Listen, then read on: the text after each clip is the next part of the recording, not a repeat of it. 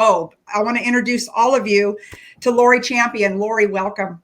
It is so good to be with you. And you are my longtime friend. And actually, Lisa, it was early 2000s when you and James took a risk on us crazy church planters back in the day. You knew us way back when. We and did. you know, it's like dog years when you started like a business or you started a church and you've known people for that long. It's just like we've grown up together. It is. It has been. And just to see, the impact, that God, and I don't want to tell the story because I have the Lisa version of the story and it's so amazing. But, first of all, I want to start with, we're going to talk about your new book, Woman Up. Yay. And this is so exciting because I know, you and I have had talks in cars and private conversations. Yeah. I'm like, Lori, when are you going to write a book? Your story is worthy. People need to read it. And so to finally have the book out. And so I don't want to skip any steps here because this is not going to be a girlfriend chat as like we like to have. This is going to be because I want to empower every single person who's watching this today. So if you are watching this and you need to be empowered, you need some hope, some encouragement, whether you're a man or a woman, I'm asking you to share this out. Share this out to your tribes because I promise you, by the time we're done talking with Pastor Lori Champion, you are going to be on another playing field, on another level. And I think you're going to have a great understanding of where women stand, both biblically and in the world today. So, Lori, I just want to start with the fact, before we get into about you, John Maxwell wrote the foreword to your book. And this was not having your publicist email his publicist. He's a personal friend of yours. Been to the church many times. Mm-hmm. I know he's got great respect for both you and Joe. And I want to read something that he wrote in your foreword. And you knew that he knew you and loved you and believed in you by what he wrote. And he says, by courageously exercising her leadership voice, Deborah lifted others up to fulfill their leadership potential, to live by a victorious life. And I've always said everything rises and falls on leadership. One of the themes of this book is being an anti-gravity leader. And Lori explains in depth how great leaders are able to shift altitudes and attitudes, even in downturned environments. And that was written before a global pandemic. Right. I know, how timely. So tell us, I want everybody to know about Lori Champion, what your roots were, how you got started in the ministry, and then we're going to pivot into, what your heart was behind writing the book, Woman Up. Yeah. Well, I'm one of those people that never thought I would be in the ministry. I didn't see myself in the ministry, even though I have 5 generations of ministry on both sides of my family, both male and female. My great, 5 greats away, grandmother was a circuit riding evangelist back, a couple of centuries ago. So there's leadership in my blood, there's ministry in my blood, but I never really saw myself in that way. And so I thought I'm passionate about politics. I'm passionate about business. Growing up, I put a little nameplate on my door that I made up. And just even as a little girl, every Christmas present I asked for had something to do with, can I sell this? Can I, there was just an entrepreneurial gift on my life. And so I didn't even see church ever needing that kind of thing. And then through a series of events, my father passed away. My father passed away while preaching one Sunday morning, and I was 19 years old. My brothers were 14 and 12. And on Palm Sunday, I might add, for the Sunday before Easter. Yeah, the Sunday. We were packed up for family vacation. I was home from college that week, and so we had the station wagon loaded. We were going out. My dad was 45 years old, so it was totally unexpected.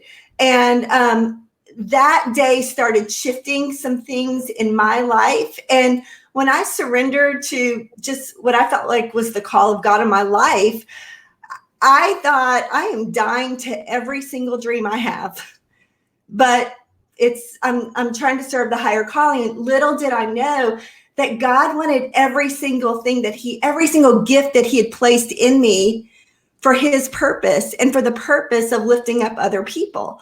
And so that's what Deborah is. When I say she's an anti-gravity leader, it's very easy to lead in good times.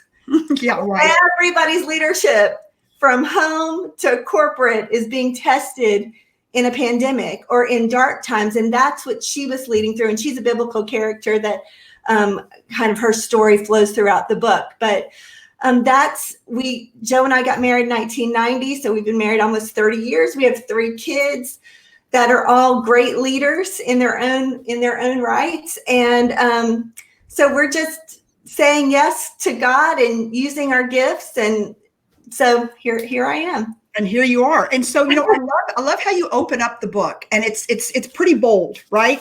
And it's the letter to your younger self. It is the letter to my younger self. So it is you, Lori Champion, looking back and talking about what you would have said, what you'd say to your younger self. So share with us a little bit about your thoughts about that and why you decided to open up your book with that. Well, I think we as women in particular, we have to reinvent ourselves in many ways. We have to multitask in different ways than men do, at least in my life. I have all brothers, I have all boys, so I kind of consider myself an expert on men. But there are different seasons of our life. And there was this one season, I write this letter to myself at 27 years old. And Joe had just taken a church in the middle of nowhere. In fact, it's where they filmed the show Swamp People. We pastored a church of about 200 or 300 people in a town of 500, poorest zip code in America.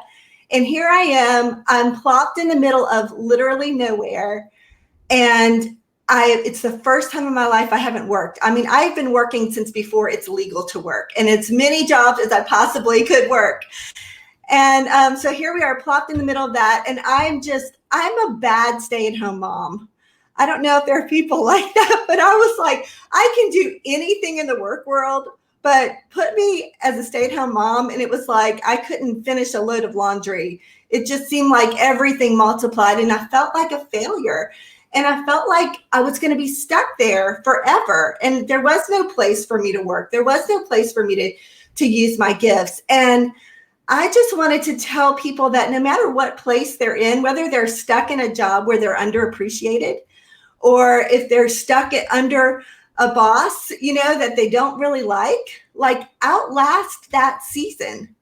And I outlasted that season where I thought I was going to be tripping on Legos for the rest of my life and trying to make ends meet. And there's life beyond that. And, I want to give young women in particular, I mean, this book is for all ages, but I want to give young women a head start to not doubt themselves so much, or not pigeonhole themselves into, this is what I'm going to be doing forever. This is my lot in life, because we have a lot of time to reinvent ourselves and for opportunities to open when we're willing, when we're able, when we keep learning, and when we keep growing, and we're committed to kind of enjoy the journey and grow in the journey.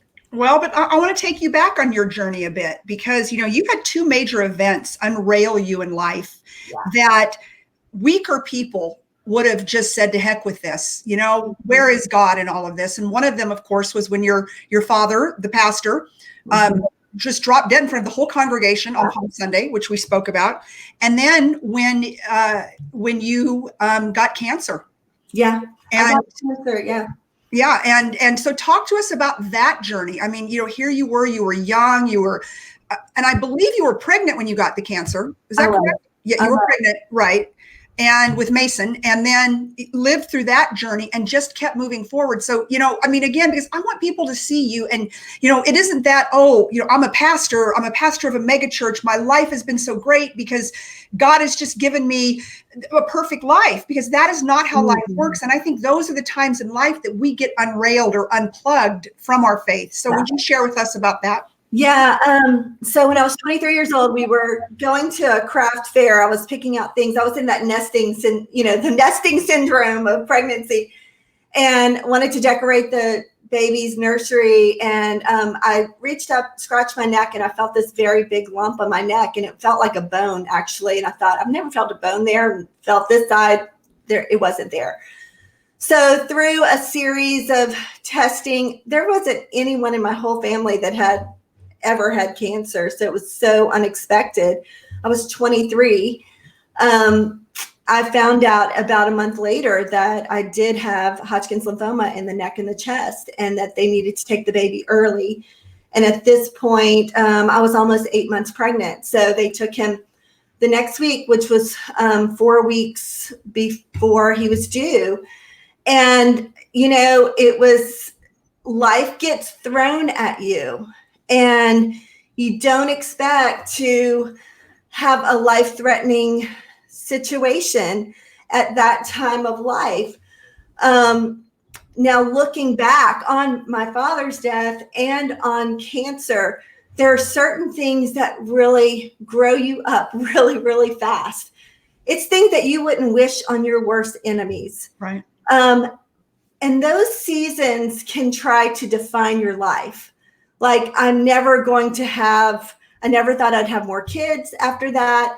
Or after my dad's death. Well, I'm certainly never going to be in ministry now. It would have been with my dad. It would have been at that church.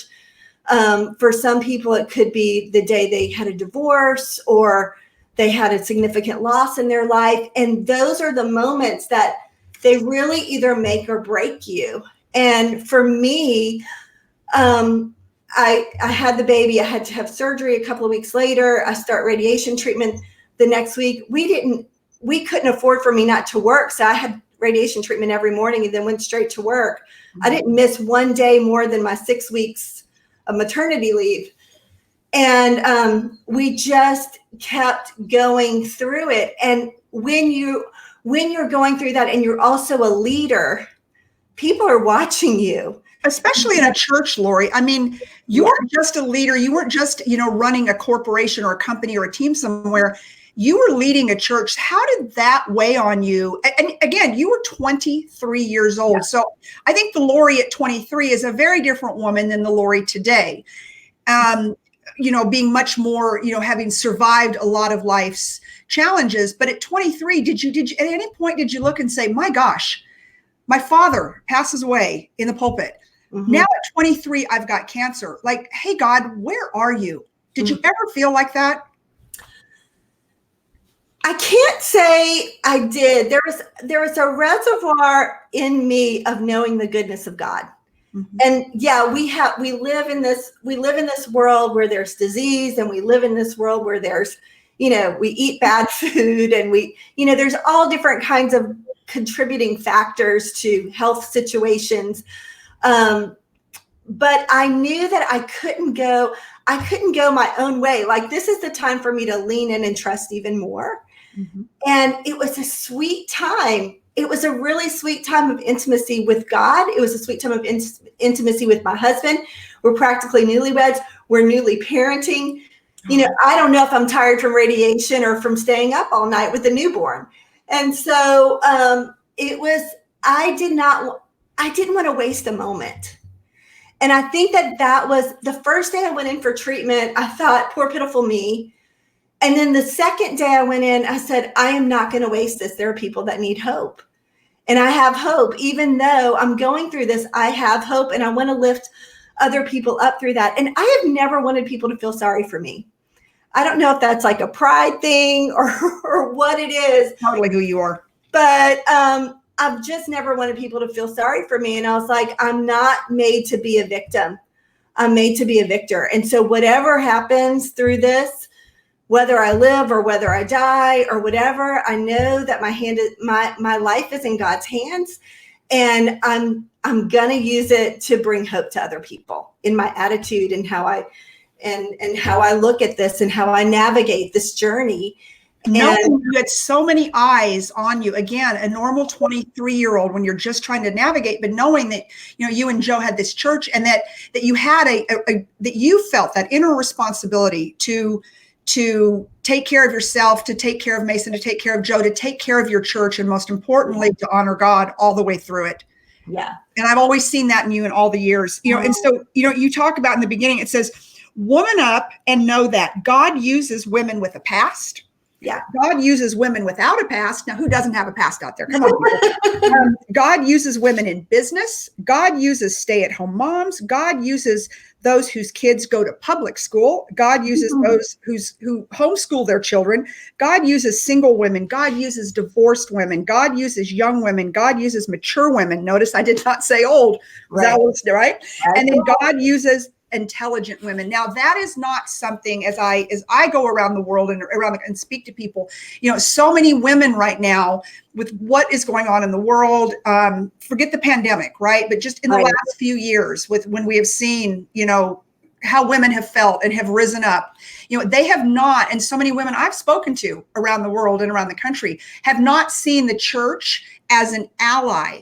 And I said, I wish you would know my pastor, Lori Champion, because he has been an ally for women, because so many people think of women, the church, and, you've got to be, second to men. And so that's why I love how you use Deborah. And we're going to talk more about her from the book of Judges as what I would call the central character throughout your book. But you have just always been such an encourager of going out into the marketplace. You and I've talked about that many times. I don't think people have to come to the church to minister to, but that people in the marketplace need to hear the message. But I want you to speak to women specifically. And boy, we have a lot of people on here right now. Wow. But I want you to speak to women specifically and what you have seen and probably heard from women, people like me and many of the women that are on this feed, that have said it's hard sometimes to find a place. Now, I don't feel like that. I never have since the day I met you guys. So put that out there. But it's hard for me to find a place in the church because I've been divorced, or I have a past, or I have to work 3 jobs, or, speak to that and the power that you believe that women have in society. Yeah. That was a long First of all, it breaks my heart. It really breaks my heart that people think, people say that all the time. If I ever walk through the doors of your church, I'm going to be struck by lightning. I'm like, I have felt like that before. I have. And I always say, you are going to be struck by the grace of God. You are going to be struck by the love of God. And I believe that everybody was created by God and has been pursued by God for all of their lives. And God doesn't want to just pursue us to change us, to make us from corporate leaders to homeschool moms. God gifted us. He put that within you. He put gifts and he put talent within you.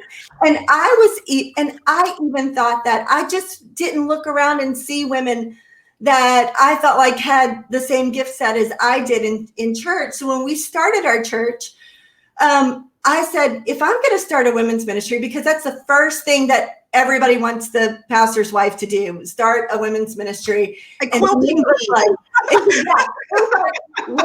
Women's miseries. I just have been part of those things where I don't want to learn how to power clip coupons. I don't want to learn, crafts and do a little Bible devotional at the side. No shame on anybody that does, but I just didn't want that.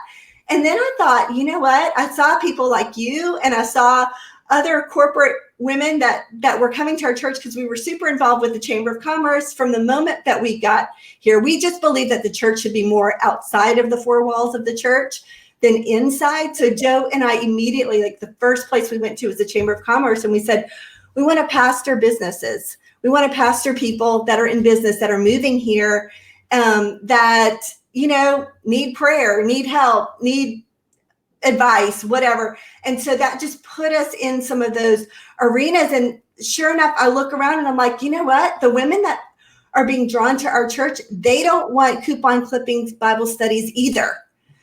They want empowerment. So many of us, Lori, went to churches like that and left because we felt like we didn't belong. Like, how dare you have a job and you put your kids in daycare? Right. Right.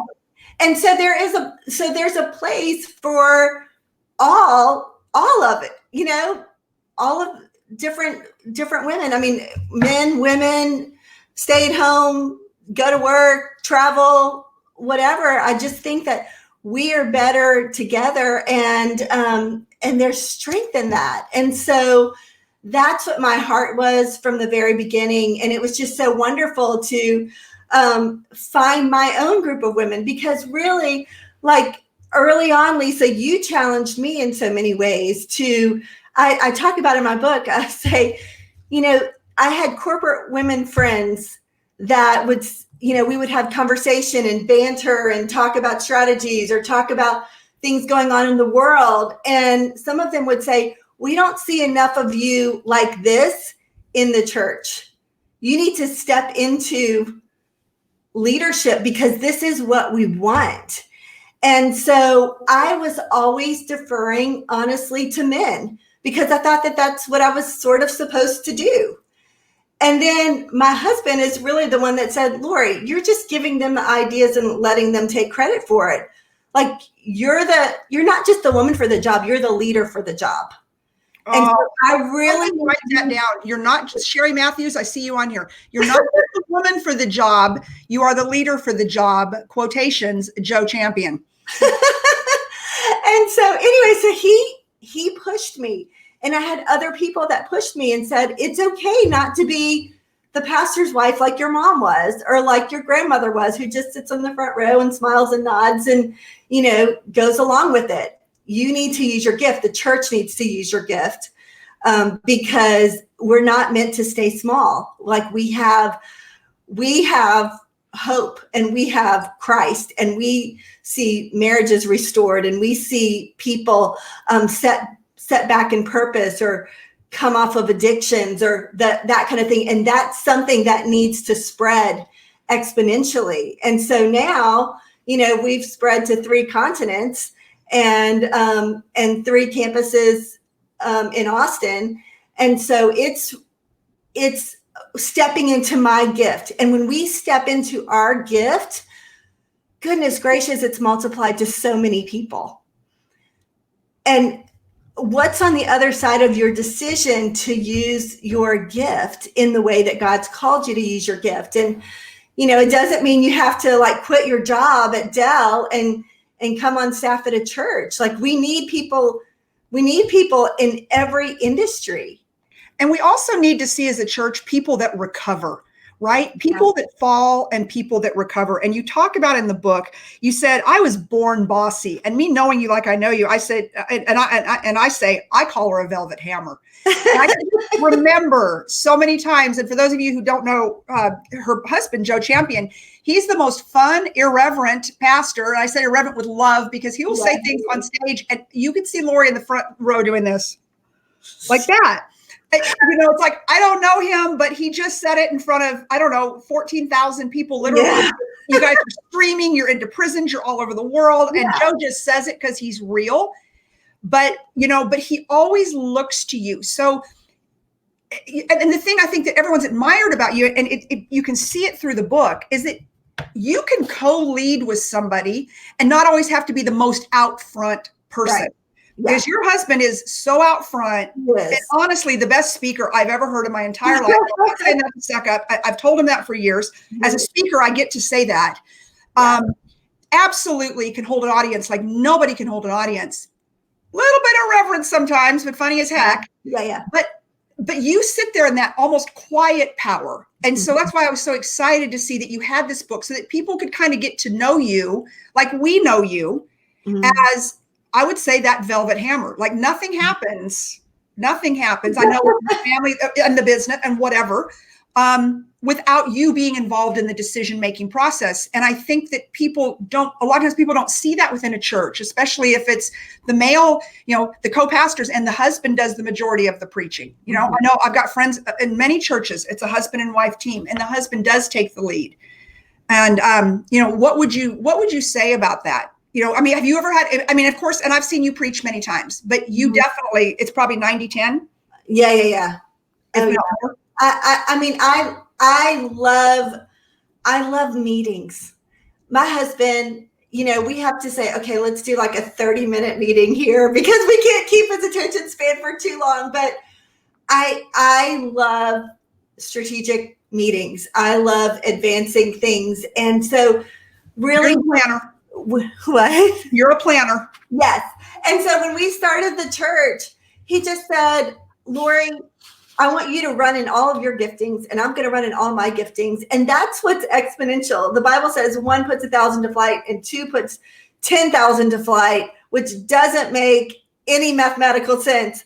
But when 2 people are teamed up and using their gifts, it can make an exponential impact. And I'm so thankful that he's really secure in who I am, because I lead our executive team. And so he's maybe in, one meeting a week, and I'm leading it daily. And there's just a whole lot of things that I lead. That's what my gift is. That's where I flourish.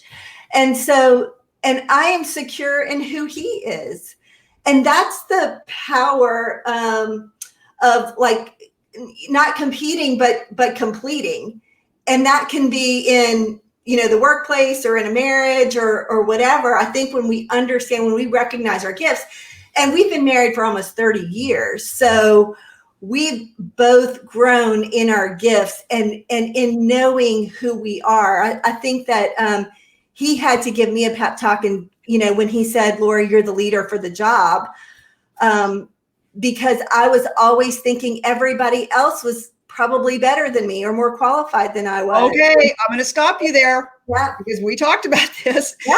And so when I was kind of going over some show notes with Lori, and I want everyone to know, I spent more, typically, you guys who know me, who follow me, I've interviewed some super famous people before, and I barely even study them because I know me.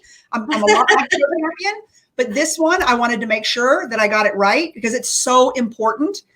And I sent Lori a text and I said, I want to talk about imposter syndrome. Because as I read this book, I see sort of an overarching message, which is how I read it. And I think everyone who reads this book, and everyone needs to read this book, is going to see something different, because that's how books are written and why they're written. But you just said it yourself. You have felt, before you were hesitant to take the lead, or you felt like somebody else should lead because you weren't qualified, which that is the absolute definition of imposter syndrome. Exactly. I mean, I would literally look at a table that I was at going, I don't belong at this table. Like, they have a degree from Harvard, or they have, multiple years in another industry that they're bringing. And I had ideas that I wouldn't share. And then there were times that Joe was like, okay, Lori, step up and lead. And because I was at a table full of men, and I'm kind of an old-fashioned Southern girl, right? And I just thought, well, they're older, they're male, and they were resistant to me. And I was sabotaging myself. And so I think that so often we do that, where if we're applying for a job and there's a list of qualifications and women are saying, oh, I can do this one, I can do this one, I can do this one, but I can't do 7 things. Whereas men with the same qualifications as the same woman, they can say, I can do it all. And so for some reason, we are more prone to that as women. And it has just taken me a while to realize I do have good answers and I do have good ideas. And, maybe he went to Harvard and I went to only the Harvard of the South, or actually LSU, the Harvard of only Louisiana. That is such a church joke because, my husband went to Arkansas and Pastor Joe used to call him out from the pulpit during the games. Yes. Okay, but Lori, what was the pivot? What was the event? What was the day that you said, darn it, no, I have answers. I am going to take my chair or my seat at this table and I'm going to speak up. Was there an event? What gave you the power to pivot? Because I think women need to hear that.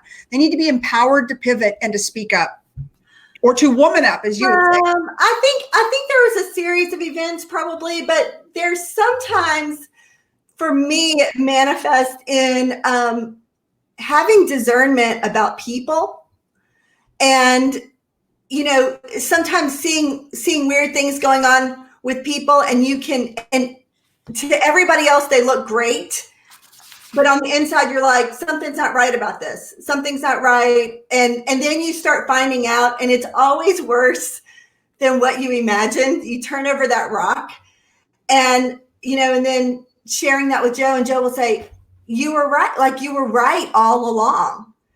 And you start realizing, like, yeah, I was right about that. And I was right about that. And it's not just people. It's like, it's ideas, or it's strategies, or it's things that we should do that's counter to what we use a lot of consultants, what consultants would tell you, but you just have this sense, because I really do believe that women have that even more than men. It's why it's called like women's intuition, but I really believe that God puts that sense in us. And so I can give some light to some blind spots that Joe has. Sure. And then he gives some light to some blind spots that I have. But now we realize that we need each other for those situations. And there's things that I see that he doesn't see. There's things that he sees that I don't see. And we would be like a one-wing plane without each other's gifts. And so I think that that's why everybody, and even the studies are showing how important it is to have women at the highest levels of corporate leadership, because women see things differently than men do, and have equal value, but just see things differently than men do.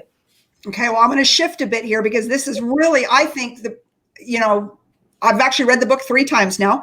I'm probably a lot like Joe in the fact that I missed it for a second. Yeah. But I want to talk about, I'm going to give a quote that you have in the book, and then I want to talk about it. But it says, gravity tries to keep you down. You must push past it. Anti-gravity leaders are both altitude and attitude shifters. Deborah, okay, so I want you to talk about, because that's really what you talk about in the book, are anti-gravity leaders. I'd never heard that before. So maybe we're going to coin that to you, but I love it. And I think it's so relevant, especially today. So give us your take on being an anti-gravity leader. I have never heard it before either, but I think I was thinking about probably like Botox or something. I was thinking about for everybody. Like everything that we want as women is like lift the eyes, lift and separate, like all. And but there is an anti-gravity leader in us, and that is, you've heard the term, like, if mama ain't happy, ain't nobody happy. That's not just a term. That is reality, right? Ladies, get some hearts out here for that one. But I think that women do this better than men, is that they can feel an attitude, they can feel an altitude, and they can step in and they can make a difference. And we are not supposed to be thermometers. We're supposed to be thermostats, and we can set the temperature of where we are. We can set the temperature in our homes. We can set the temperature in our businesses. And so that's what Deborah did, because everything, she was leading, just to tell you a little bit about her, she was leading Israel. They had been in 400 years of toxic leadership. And then God calls up this woman. And notice God called up a woman, and that is not something that, unless you're really, really studying, that women think. They think, God used men and this and that, and women were submissive, and women were nobody, and it isn't true. Right. And this is my favorite little phrase in it. It says, the sons of Israel would line up to hear her judgment and wisdom. And I'm like, the sons of Israel, like not just the women, the men would line up to hear from women. Now, I don't know about you, but I have 3 sons, and I just want them to return my text messages sometimes. Thank you. I even call my son out on Instagram. Yes. Friends' mothers calling me going, I'm like, you either call your mother, or I'm gonna post every bad picture ever on your Insta. Uh-oh. And so she was obviously a woman that could lead beyond her gender in a time where women just weren't. There's just not that many women like Deborah, even in the Bible, We've never even had a woman president, Lori, in this country. How has Deborah's story been so missed by so many people, women, Christians, and churches? And how's this been missed? She was such an important person, and she was appointed by God himself. God does not hate women, ladies. Yeah. God does not think we're second-class citizens. Right. And so she calls one of the general of the Israeli army, and she's like, today, God has given you the victory. I'm going to just tell you what the strategies are. And she gives him the battle plans, like how many men need to go where and all this stuff. And he says, I won't go unless you go with me. And she's like, she goes, I'll go with you, but none of the glory will be for you. It will all go. It will be said that a woman received the glory. A woman won the battle. People. And he's like, okay, I want you to go with me. And so then they go off to battle. And then like the next day she has to go back to him and say, get up. That's why I called it Woman Up. Get up, because today the Lord has given you the victory. And so then he defeats the whole, he brings them out of captivity, 20 years of captivity, because of a woman stepping into a dark season and telling somebody who was experienced in battle exactly how to do the battle. She had the strategies for it. And because of her, the whole country was set free.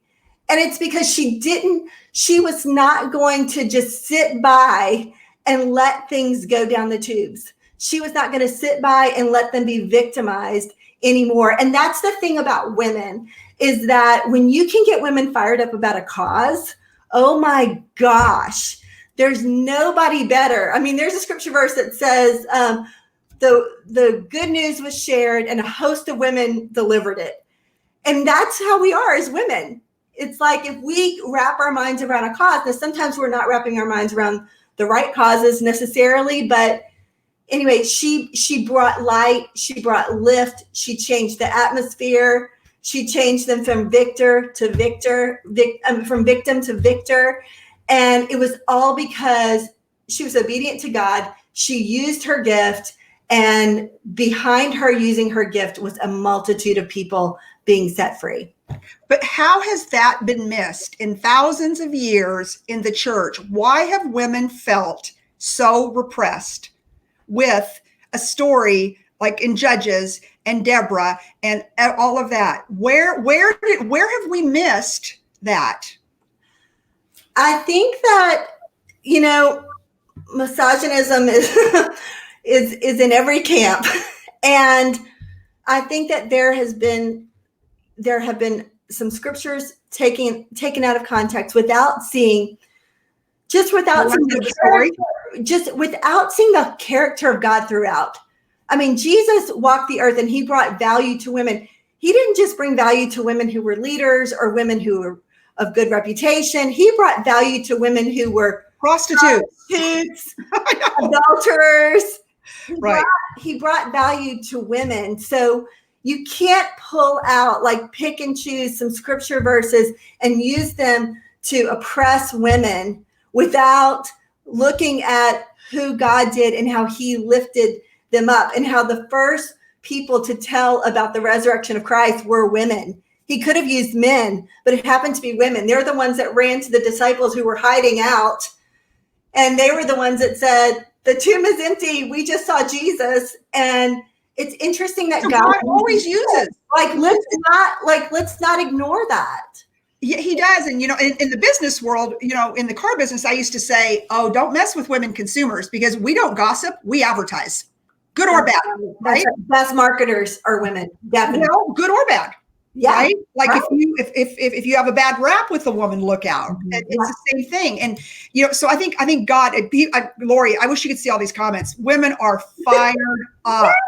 They love this. They love you. And, it's almost like, I feel like, and I was so excited for this interview because it's almost like this fair and balanced approach, which is what I know so many of us who know you and love you for so many years. We love about you, like, and I'll never forget. And you said this 100 years ago, and you said it and I feel like when we were a very small church, and I've used it with so many people. And you said from the pulpit, you said, there will be days that I disappoint you, and there will be days that you disappoint me. It's how we work through it. And I know it's been at least 15 years since you've said that and used it before.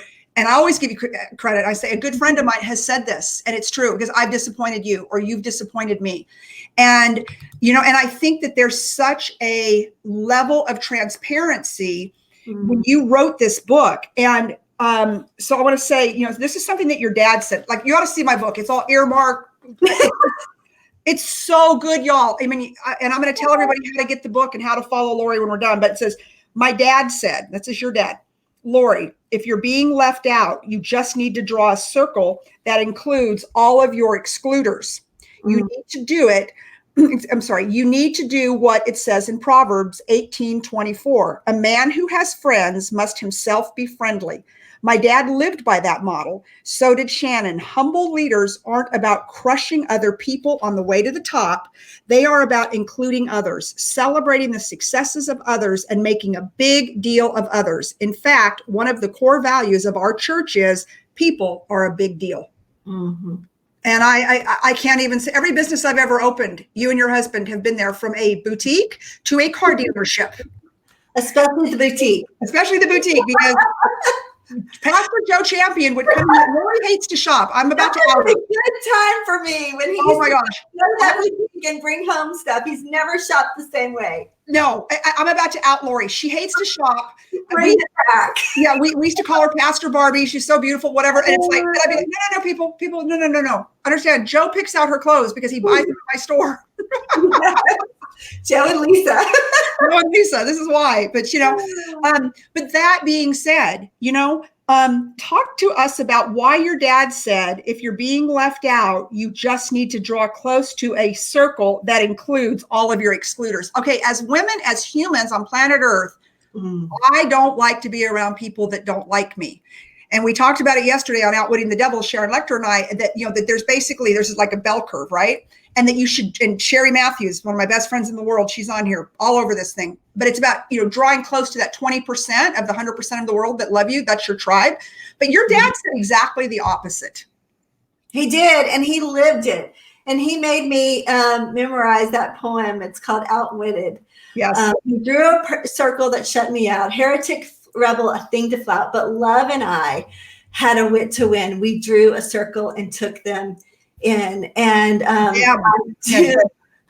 I do believe that, there's going to be people that it's outlasting people. It's outlasting the haters. It's giving opportunity for people to come around and to, for you to just, I always say, you can take a close up look at me. People say sometimes, you live in a glass house. What's it like? And I'm like, I don't live to the eyes of people anyway. I live to the eyes of God. And so I can't have you fall sometimes that you're not. Yeah. And what I hate the most is seeing duplicity. I want to be exactly true and authentic to what I preach in my everyday life.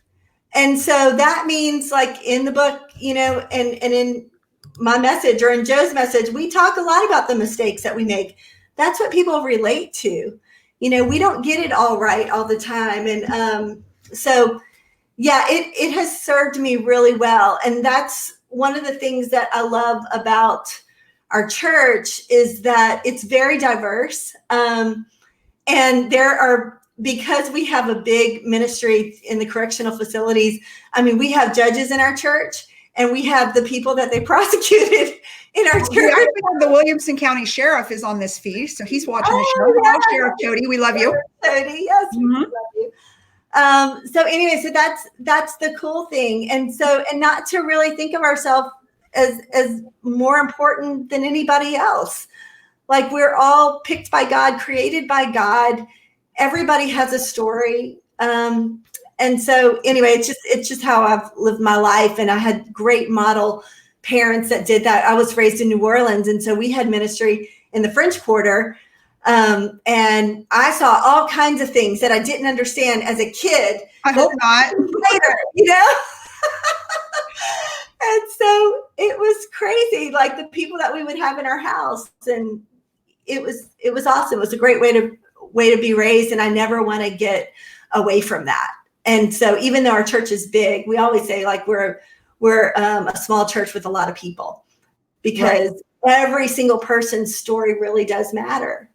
Right. And it does. And I find that really interesting and brave of your dad. And I love how you talk about some of the lessons you learned from your dad, because, not a lot of pastors would have taken their children into the French Quarter to minister.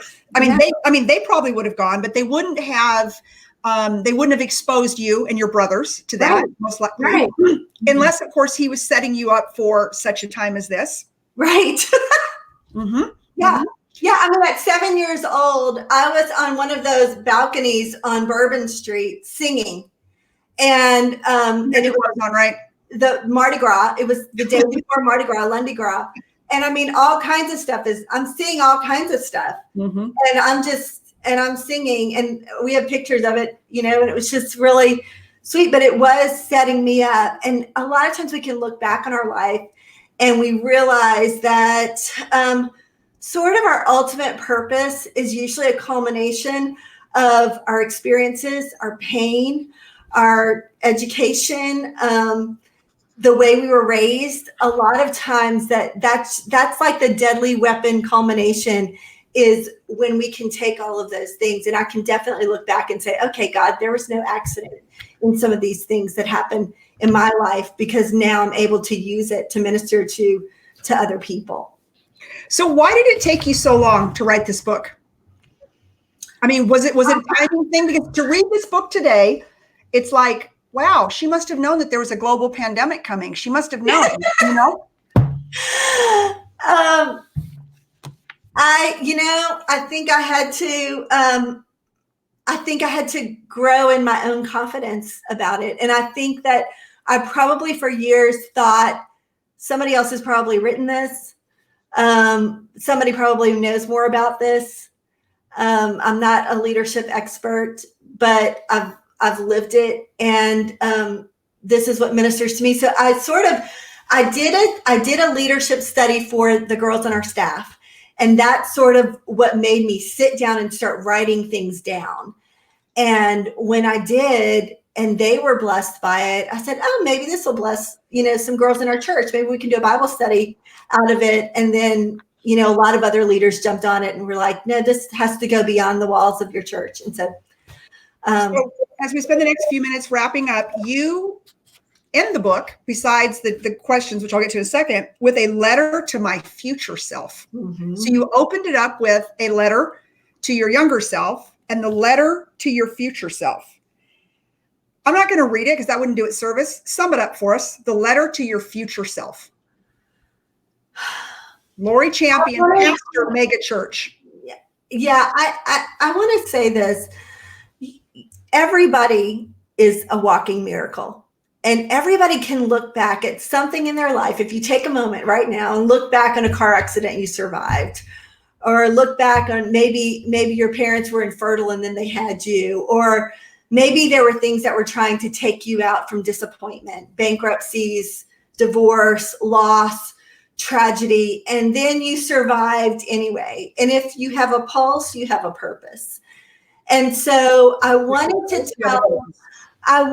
tell my future self, and I talk about in my last chapter about this young woman who she's a living miracle. It's a long story, but she's a living miracle, but she's really not living like a miracle. And I saw her on Facebook, and I was remembering her birth, and her mother was very, very, very sick with cancer when she had her, and she wasn't supposed to live. And I'm like looking at her life going, you're not living like a miracle. Like I always thought, I wonder what purpose this child has that God spared her. I mean, like medical books were written about her. And so then I started talking about like, how are we not living up to God's purpose? How are we not living up to the miracle that we are? Like, I survived cancer for a reason. I kept serving God, even though while my dad was preaching about God, he died. And so there are things. And so I want to encourage people that your life can be a living miracle. And one of my, I guess one of the things that I told Joe a long time ago is I don't have ambition to be like on a big stage or anything like that, even though God's given me that in my life. I haven't ever had the ambition to have that. But I do want my ceiling to be somebody else's floor.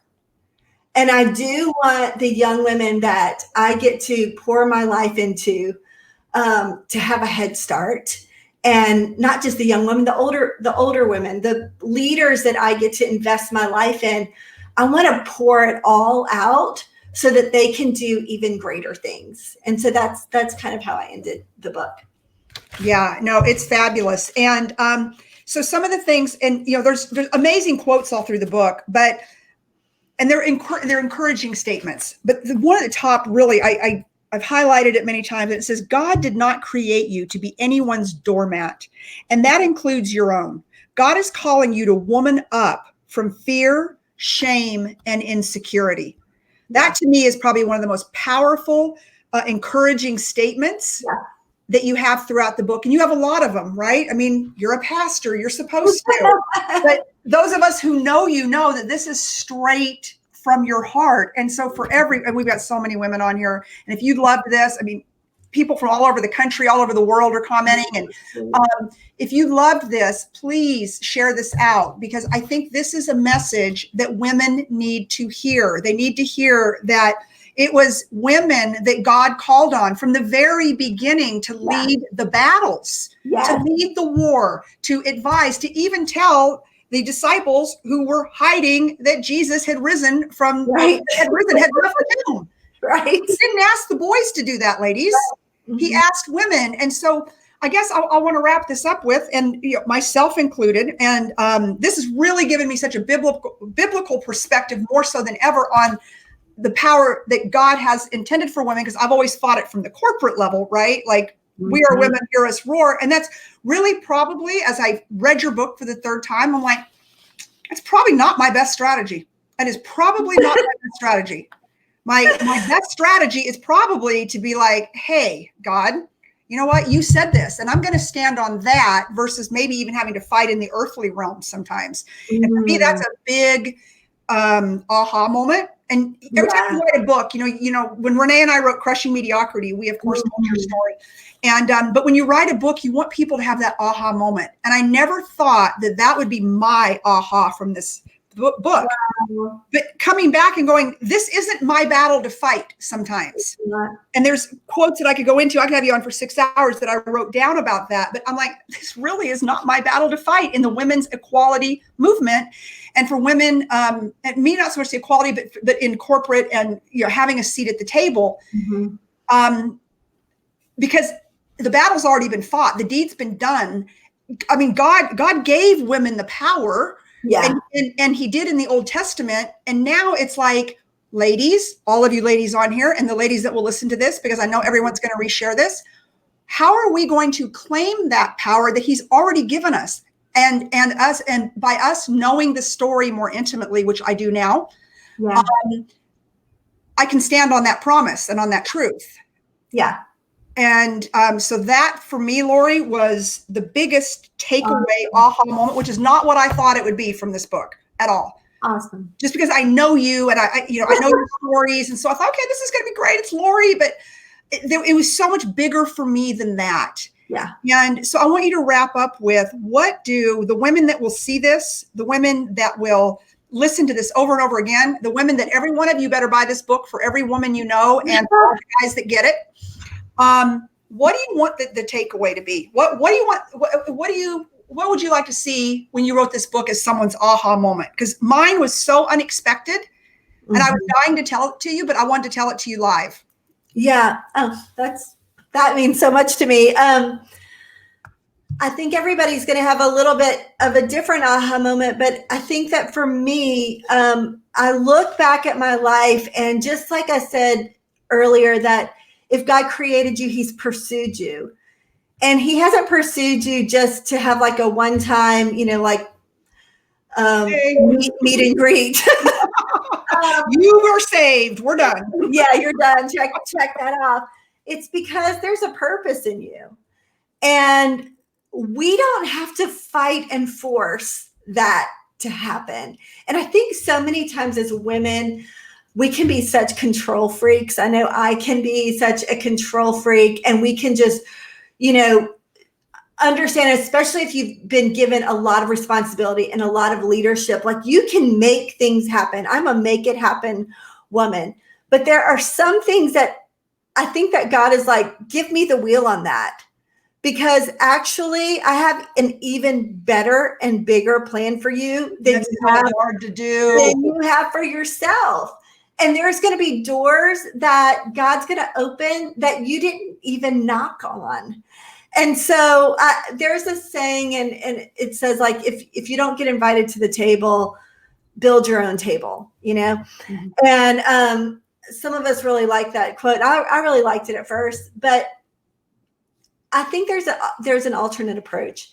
If you don't get invited to the table, keep showing up, keep growing up, keep your attitude in check, keep your heart in check. And sure enough, soon they will pull up a chair to the table, or God will open another table that's a better table for you. And I just believe that, when we have that strength and leadership that God gifted us with, and then we partner with God, that it's just an unstoppable match.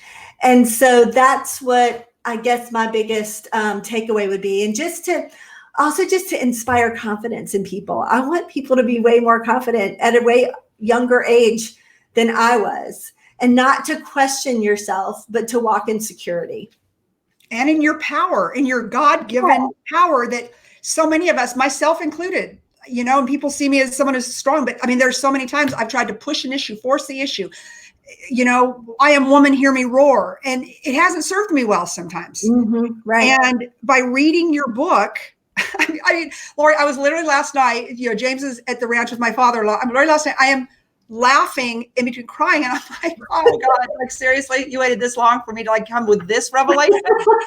Seriously? Like, this is funny. Like, you're really funny. The whole time I'm like, okay, and do not let me screw this interview up tomorrow with Lori, because it's so important, because I know who my audience is, that they understand the power of women with God and in whatever church they're in and whatever their belief system may be, that we are not second-class citizens, and that there could probably be a better way for us to grab that power, to gain that power, to walk in that power, than to demand it, which I've done. I'm guilty. I'm so guilty. It's not even funny. I wish this was a mirror right now versus a screen. And to really study that. And so I want to invite all of you. I've put it up on the screen. The way to get Lori's book is at lorichampion.com/book. And it might be a little late for Mother's Day, but just, get it and then just take a picture of it and then just put it in the gift bag and give this to the women in your life and the guys that get it, to empower them, because I believe in my soul. And the other thing, Lori, I appreciate about you and Joe forever is that, and it's what your dad said, it isn't about judging. There's people out there, all of us, we're looking in the mirror right now. We've made mistakes. We failed. We've done everything. And those are the people that God loves the most, because he wants you to keep coming back to the well, right? And keep coming back and to woman up. And that there's not a woman out there that's watching this right now that I want you to feel shame or nothing. Right. I did this with Lori because I trust her, and I know she trusted me to do the right thing with this interview, but just encourage every single one of you that you are beautifully and wonderfully made, and you're amazing as we're coming into Mother's Day weekend. Yeah. And, at Celebration Church, which I made a banner on that too. You are awesome. Yes. We are one marketing director. I am, I'm telling you. And, we didn't even get into it, and we don't have time to now, but, with this whole, global pandemic and being a mega church, you and Joe made the decision, which I think is a very smart one right now, to continue to, which I love church online. I will not lie. I am like Wednesday and Sunday all the time now. Like, I got to watch it on my terms, but it is such an amazing, production is not the right word, but it is the right word, because you will feel like you're sitting there. And I just want to invite everybody, as we're coming into Mother's Day weekend and we're honoring the moms and the women in our life, to check out celebration.church. Because I don't care where you are in the world right now. You can tune in and you can get to know Joe and Lori Champion and Celebration Church even better. And, and you don't even have to leave.